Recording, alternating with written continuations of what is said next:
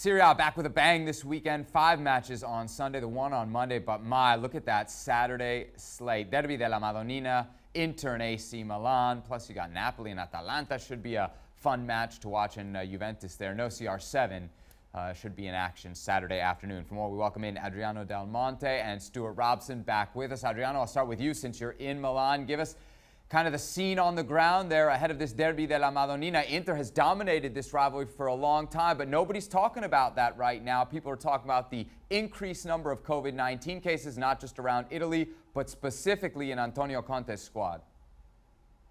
Absolutely. Inter have won the last 4 Derby della Madonnina fixtures against AC Milan, but they will be without 6 players due to the COVID-19 crisis here in Italy. The numbers are rising. There is cause for concern, but certainly on the pitch, plenty of concern for Antonio Conte's men. We come into this busy schedule now where Inter will obviously rejoin the UEFA Champions League and plenty of action to come. But looking ahead to this weekend, it will be a different look into Milan's side, particularly defensively, with 2 key players set to miss there in the form of Skriniar and Bastoni. So we could see a couple of changes for Conte. Of course, the big news, though, for AC Milan, Zlatan Ibrahimovic is back, and I'm certain he'll be keen to score and lead Milan to, well, a rare recent win in this fixture.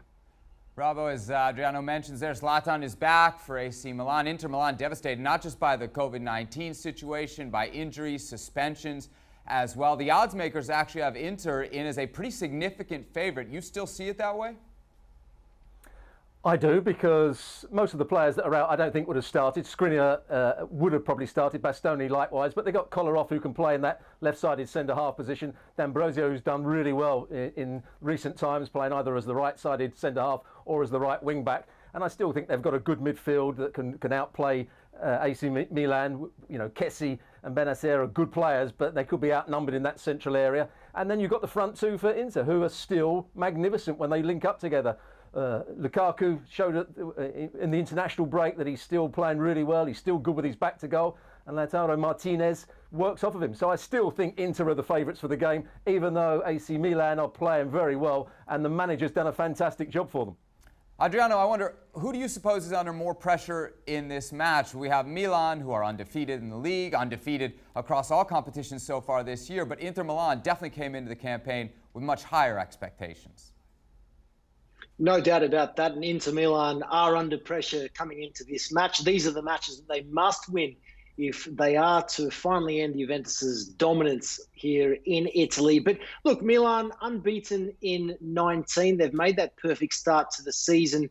3 wins from 3, with all due respect, against the likes of Crotone, Bologna and Spezia. This is definitely a step up in class for them. So pressure on Inter, but I think Milan now have set the standard and they'll be expecting a positive result here this weekend. And I think they're more than capable of achieving it. Adriano, let's move off the field here. We've all been following the saga between Juventus and Napoli. Not only are Napoli going to lose this match as a forfeit, going to go down in the books as a 3-0 defeat because they didn't travel to Turin, they're also going to be docked a point. This all after the local health authorities told Napoli not to go. From the outside looking in, this seems extremely harsh against Napoli. What's the reaction there in Italy? Exactly that. 3-0 is one thing, but the 1-point deduction another. We are expecting that Napoli will appeal the decision, I think rightfully so. And I would be shocked if that 1 point at the very least isn't taken back. So, look, it does set the precedent now going forward if and when this does happen again. And as I mentioned earlier, the surging case numbers here across Italy, you do get the sense that we will have another situation very similar in the not too distant future. We've seen a number of cases at Genoa particularly. So one to keep an eye on, but I certainly think we haven't heard the end of this saga between Juventus and Napoli just yet. So what do we think then happens, Adriano? Should we get to this situation again? The local health authorities tell a team, specifically Napoli, not to travel. Are they supposed to go against those directives, or are they just going to keep forfeiting these matches? Well, it's a very complex situation. Of course, we know that the season started a little later than previously it would have. We know that there are the European Championships next summer as well. So the current rule states that if you have 13 players available to play, then you must play and you must take to the field. And I think they're trying to do their very best to adhere to those rules. And in what is a very difficult time, obviously health and everyone's safety is most important. But if we are to continue with the season, then I think that's the rules that we'll be adhering to. But for what happens beyond here, time will tell. I do think, as I said, Napoli will get that point back at the very least. Is there some concern that the season may at some point be in jeopardy? I mean, we saw the outbreak with Genoa. We have the Juventus team in isolation now. This is going to become untenable should it continue this way. Of course, we are very real about the situation. There were a number of people here in Italy who were questioning the recent international break and why that went ahead. Two international breaks within the space of a month to get the new season underway did feel like a lot. Of course, when we look at Inter and Milan this weekend, the likes of Lautaro Martinez, Alexis Sanchez, Arturo Vidal, all returning from South America.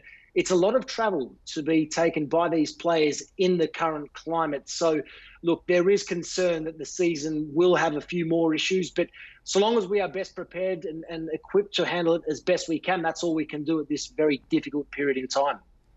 Gentlemen, thank you very much. Plenty more on Italian football in the latest edition of the Serie A Awesome podcast. Kay, Matteo, Nikki, Mina, and sometimes Gab covering all things from Serie A. Well, thank you very much for watching ESPN on YouTube. For more sports highlights and analysis, be sure to download the ESPN app. And for live streaming, premium content, and let's not forget as well, ESPN FC 7 days a week. Subscribe to ESPN Plus.